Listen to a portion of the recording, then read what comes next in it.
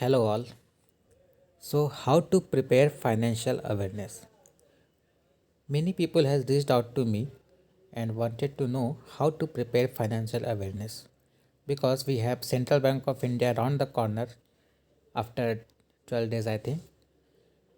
There we have 20 questions for financial awareness and this video will be helpful for those also who are preparing for RRB scale 2 SO exams. There we will have 40 questions.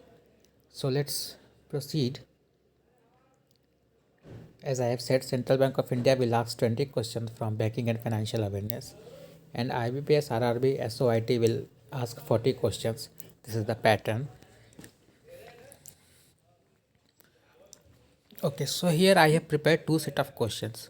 So these questions I have prepared, few are my memory based questions and few just I wanted to make sure that you should know which type of question comes in exam. So in the left hand side, whatever the questions are there, 1 to 5 questions, these are very easy questions. If you are lucky, your paper level is easy, you can get these type of questions. These questions are very easy questions. And if the paper level will be moderate, then whatever you are seeing in right side, these type of questions may come in your exam.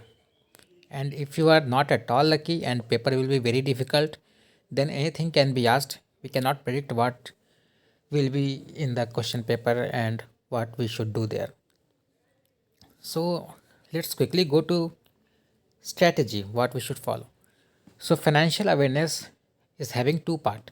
First is static banking and finance, and other is current financial and banking news. So weightage of first is very less nowadays. Whatever we are seeing in the papers nowadays, we don't see much question from static banking and finance part. Most of the questions are coming from current financial and banking news. And whatever is coming in static part also, those are also related to current part only. If some news is coming for something, static will be asked from those news itself. So here are my suggestions to cover financial awareness. Follow at least two sources. Whatever sources you are following, follow two sources. Like if you are following Study IQ or Affairs Cloud, whatever you are following, Adda 247, at least two sources should be followed. For me, I followed three sources. I was following Study IQ, I was following Affairs Cloud, and Adda 247. Three sources I followed for daily current affairs, and for revision purpose, I was referring Affairs Cloud weekly PDFs, as well as there are 200 or 300 best question series from Study IQ. Those two I was following. So after reading, you should make your own notes in your own language so that it will be very easy for you to revise those. And you should prepare notes in such a way that you can whatever you want to refer, you can find it very easily. It should not like whatever news you are reading or studying, just write down those news. It should not be like that. For example, let me show you how I prepared my notes. See, here, whatever similar news I was finding, I was capturing those in one place. Like it is written UGRO partnership. So UGRO has partnered with two banks, Bank of Baroda as well as SBM Bank. So these are kind of confusing thing because if we will study same kind of news two or three places, it will be difficult. Now Central Bank of India also partnered with UGRO. So in exam we will be confused, like it is partnered with whom. Similarly, whatever apps LIC has launched, I have written there, and I have left some places there so that if something more will come in future days, I can just go here and write down those things. So similarly, you can see how I have prepared these notes. Also, you should keep everything in one place. Not everything, similar things.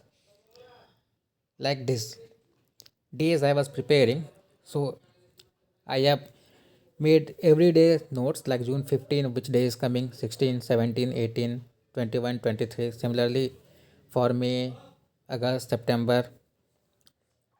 So I had one portion in my diary which is dedicated to days, other is dedicated to books, then other is dedicated to obituaries, one portion is dedicated to all indexes, one portion is dedicated to banking news, one portion is dedicated to appointments. Likewise, you have to segregate your notes so that you should not search many places for one news. Yeah, like here I have written all the loans. So all the loans by AIIB and loans by NDB. You can see in the left part. In the right part, we have all the loans given by ADB. What was the purpose for those loans? These I have written. So this will be very useful for revision purpose. In revision, because like ADB is giving too many loans, so it will be very confusing at end of the day. Like which state got how much amount and for what purpose. So if it will be consolidated at one place, it will be very easy to remember and to revise. Then second thing is government scheme. If you are reading some news and it is having some specification about some news, you should know about those news, because they will not ask directly what is the news is. They can ask anything, the history of the scheme, anything. So if you are saying some, like here I have written Pradhan Mantri Kaushal Vikas Yojana scheme, whatever history is there, 2.0, 3.0, what is the budgetary allocations, everything is written here. Similarly here, Prime Minister formalization of micro food processing industries, PMFMI scheme, whatever the outlay is there, whatever the history of there, I have written every these things. So if you will prepare in this way, you will definitely get a decent score in financial awareness. Though I used to prepare this kind of notes, and before exam I will provide this kind of notes, but you should prepare in your own way so that it will be easy for you to revise and to understand. So for now, let's end this video. Thank you for watching. Please like, share and subscribe.